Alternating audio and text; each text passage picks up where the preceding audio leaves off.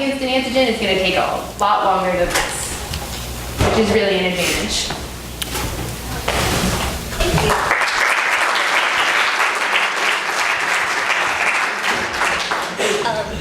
And now I'm going to introduce the second speaker, Amit Shavit. Yeah.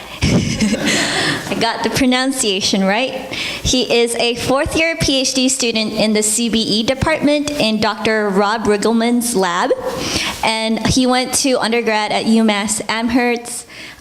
Interesting fact about Amit is that he's fluent in Hebrew and loves grape leaves. Thanks, man. Can you guys hear me in the back? All right, excellent. All right, thank you all for coming. So, in the spirit of TED Talks, I wanted to start with a quote, because in engineering, we don't usually start with quotes for presentations. So this quote is by Nobel laureate Isidore Isaac Rabi. And he said that when he was growing up in Harlem, New York, all of his friends came home from school, and their moms would ask them, "What did you learn in school today?" And when Izzy came home from school, his mom asked him, "Did you ask a good question today?" And I think that in itself is extremely powerful, because what we as grad students are trying to do is ask good questions and hopefully try to come up with solutions or answers to those questions. So if you're like me and you didn't start out asking good questions right from the start, hopefully you have a bunch of helpful colleagues and advisors who pointed you in the right direction and helped you when you got stuck. So I'm very thankful to those individuals. Okay, so let's get back to the title. And really my research focuses on polymer glasses in nano confinement. So let's try to break that title down. Polymers are long chain molecules. The word poly means many, and the word mer means units. So there are many units. And these materials show up everywhere. For example, DNA and plastics are great examples of polymers. Now, the word nano means 10 to the minus 9. And so what I'm saying is that these materials, these polymers, are confined in these very small nano length scales. And finally, what are glasses? Well, when I think of glasses, I always think of beer. That's just kind of at the top of my list, especially where we have a happy hour coming up. But maybe you're different. Maybe you think of glassy mugs, or if you've been to a glass museum, you think of these glassy or fancy glassy sculptures. But all of these are examples of silica glass. And the glass I'm referring to is not restricted to just silica. In fact, a glass is any solid that possesses a non-crystalline structure, so it's not a crystal, and exhibits a glass transition temperature, which we'll talk about in a second. Now, what we know about glasses is that they're really unique. They're somewhere between a liquid and a solid. They look like a liquid, but they behave like a solid. And we also know that most polymers form glasses. And so what are some of the applications of these polymer glasses? Well, I've recently learned that the windows of riot police cars are replaced with polymer glasses for added security. These materials show up in surgery. For example, in cataract surgery, they do a bunch of crazy things to your eye. It's really, really scary. But at the end, they implant a permanent lens into your eye. And that lens can be made out of polymer glasses. And finally, they show up as photoresists in the process of photolithography, very prevalent in semiconductor manufacturing. And so these materials have a very broad range of applications. And what we're going to do is use computers to study them. Now, Penn is a very, very special place for computers. The first programmable computer, ENIAC, was developed right here at Penn in 1946. And as you can see, ENIAC was huge. It weighed 27 tons. Now, today's computers really boil down to a very small, tiny chip with feature sizes on the order of nanometers. Now, just as an example of how far we have come, our smartphones are 10,000 times faster than ENIAC and 10,000 times cheaper. So clearly a very, very long way. Now, I hope you can agree with me that as a society, we're trying to make everything smaller and smaller. And at the heart of a lot of these applications sit polymer glasses. And so keeping Izzy's quote in mind, the question we want to ask is, what happens when you go from a big bulk polymer glass down to very small nanometer length thin films, such as the ones used in the process of making this chip? Now, back in 2000, a Swedish group took a stab at this question. And what they did is they took polystyrene, they put it on two supports, which are these green blocks, and they started with a very thick film. Then they made it thinner and thinner and thinner. And then for every thickness, they measured the glass transition temperature, which is essentially analogous to the melting temperature. Above Tg, you have a melt, something that flows. Below Tg, you have a solid. So what the results showed was that if you plot Tg as a function of film thickness, they found that as you go from a thick film to a thin film, your Tg decreases nonlinearly. So why should any of us care about this? The reason we should care is that if you look at the log of the viscosity as a function of 1 over T, so inverse temperature, we see that near Tg, this viscosity shoots way up, increasing by many orders of magnitude. And so if Tg is changing simply as a result of confinement, what they're saying is that by simply going from something big to something very, very small, you can reduce your viscosity by a factor of 10 to the 10th, 10 orders of magnitude. Now, that's a really, really big number, but we don't really have a context or a reference frame for how big that number is. So, at room temperature, the difference in viscosity between peanut butter and water is 6 orders of magnitude. And so 10 orders of magnitude is really, really significant. And it can have a drastic effect on a lot of these applications. Now, another set of experiments have showed that when you make these photoresists, which are very on the nano length scale, they get weaker using polymer glasses. So these materials get weaker simply as a result of confinement. They collapse on each other. They undergo mechanical collapse. And so really this is the heart of the problem. It's the idea that by simply going from something big to something small, a lot of these properties change and negatively change. And so we want to try to prevent these negative confinement effects. And so the question is, why do confinement effects happen? And the answer is we don't know.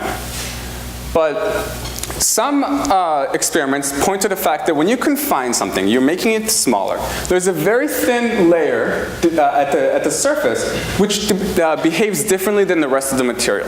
The rest of the film behaves like a solid. But this blue layer kind of resembles a liquid, almost. It kind of flows. It moves much faster.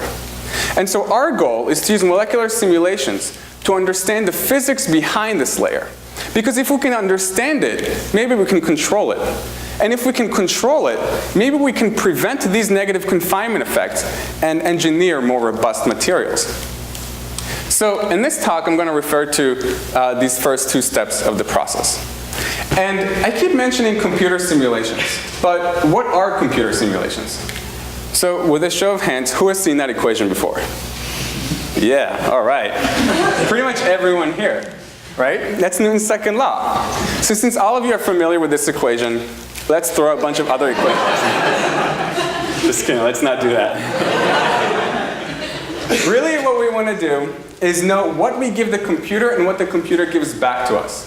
So what we give the computer are there interactions governing our model. For example, let's consider a polymer chain. So let's model every unit or every monomer in that chain as a sphere. Now, there are spheres that are connected to each other, and they interact with a bonding potential.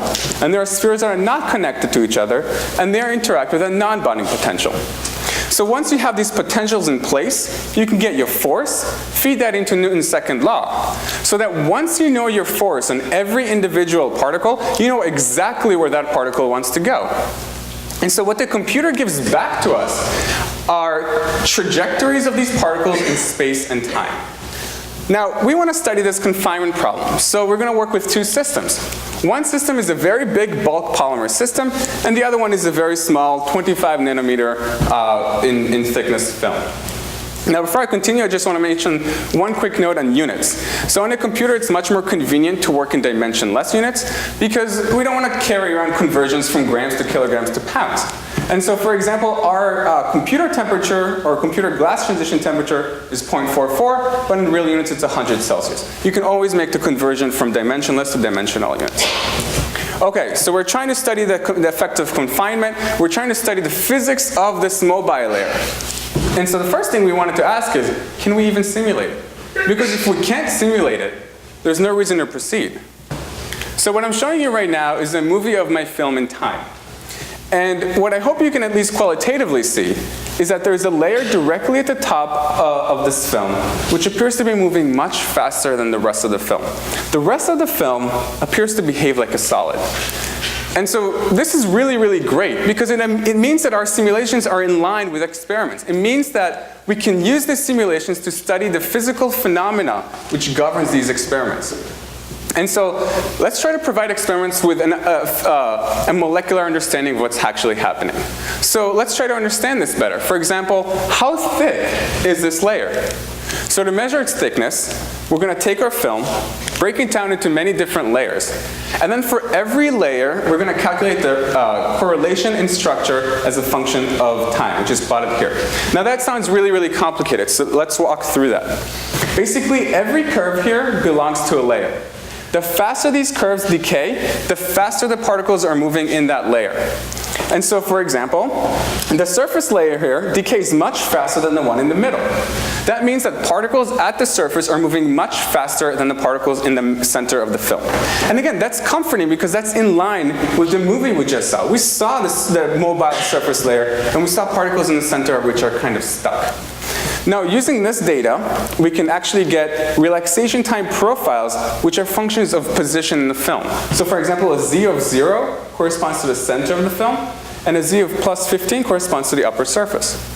And what we see are relaxation times that are almost 4 orders of magnitude lower than those in the middle. So the surface relaxation times are almost 4 orders of magnitude lower than those in the center.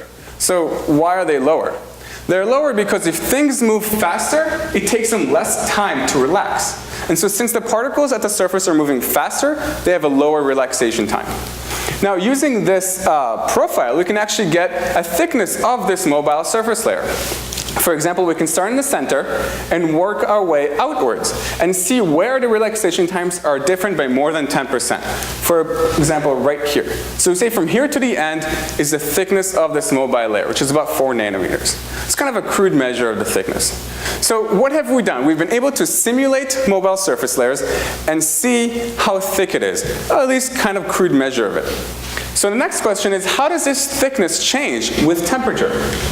So what we did is we got this profile for one temperature. We can get it from many others. And as we go from a cold temperature to a hot temperature, these relaxation times get lower and lower and lower. And again, why is that? That's because at a hotter temperature, things move faster. And the faster you move, the less time it takes you to relax. So now that we have these profiles, we can get the thickness of this mobile surface layer as a function of temperature. But let's not do it in the way I just described. Let's be more sciencey. We always want to be as sciencey as possible. Like that's key. So what we're going to do is we're going to define the thickness of that mobile layer, call it lambda to the minus 1.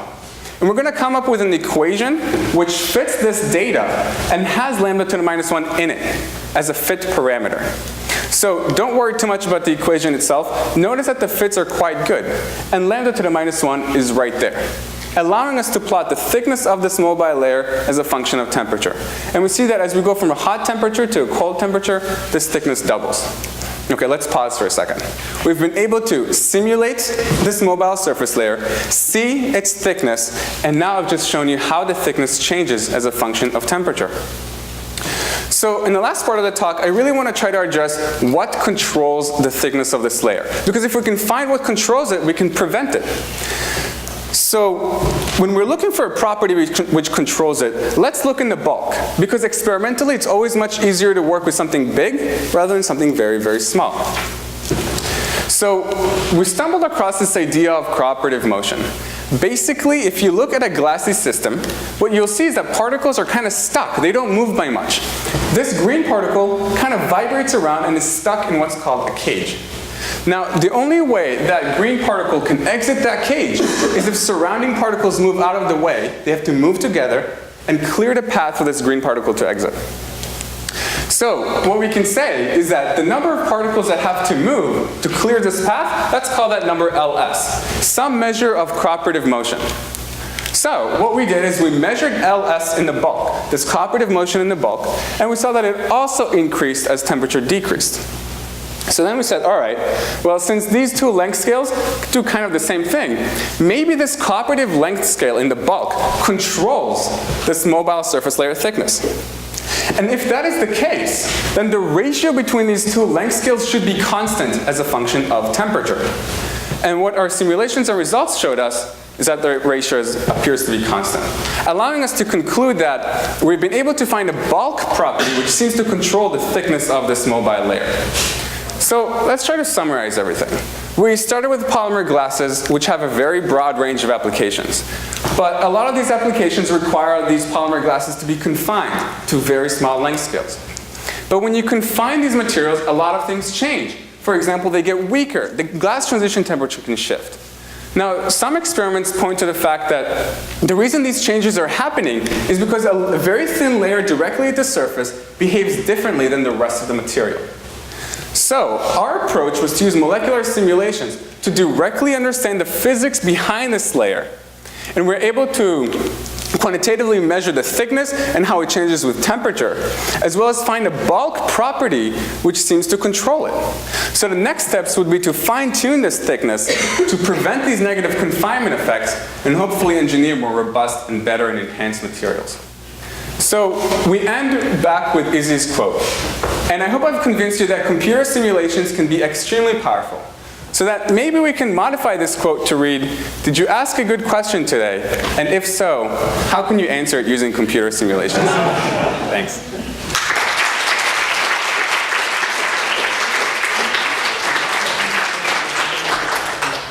Thank you, Ami. Now we have judges' questions. We'll start again with Dr. Lazara and go forward. Very, very nice. So can you give a practical example of how you could use information about a bulk property that changes what's happening in the surface layer to actually engineer materials in a different way? How do you actually translate this in practice? Right. Experimentally? That's a really good question. And the answer is we still don't know completely. But one idea is, let's think of the polymer. Well, right now we're looking at linear polymers, but maybe if we make star polymers or cone polymers or centipede polymers, that will definitely have effects on this cooperative motion, which will eventually affect the mobile surface layer. And so, I think I have a chalk. So instead of looking at polymers like this, we can look at polymers that are like this, or ones that are cone, or ones that are centipedes. And that would definitely have some effect. So that's one kind of application we can do experimentally. Does that answer your question? Thank you. Thanks for a nice presentation. In your model, these balls, are these monomer units, or am I looking at complete polymers? Yeah, so they actually represent an agglomerate almost of about 3 polystyrene monomers. Okay. Right. So I think that helps me understand a little bit. So can you modify this to get things like cross-linked polymers?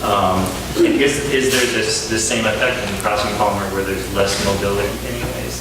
Right. You could. So you can always either cross-link by adding bonds to other chains, and that's something we actually want to look at and see how that would affect things.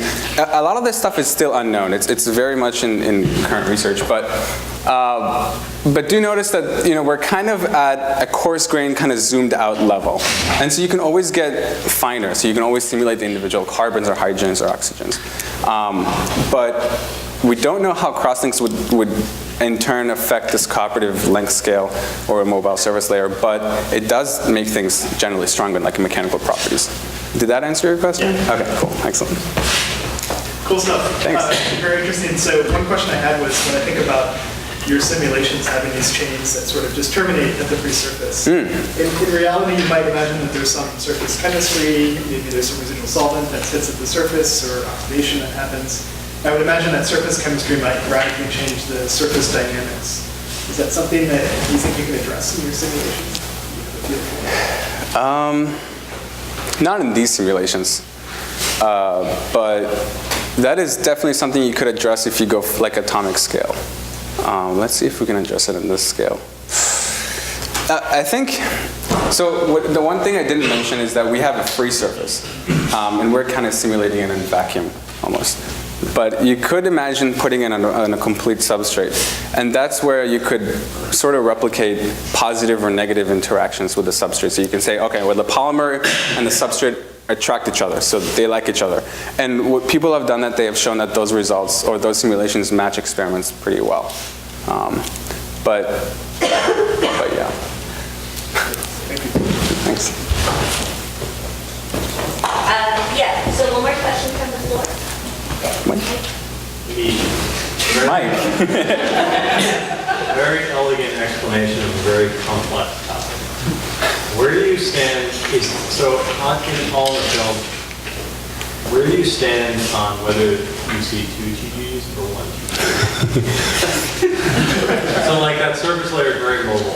Right. You define its own TG from the simulation point of view. I know, from the experimental point of view, there's some debate, but Right. from the simulation point of view, can you define 2 TGs? So with simulations, we never see 2 TGs. It's one of those kind of issues that we're trying to solve right now. Yeah. Cool. Thanks, Amit.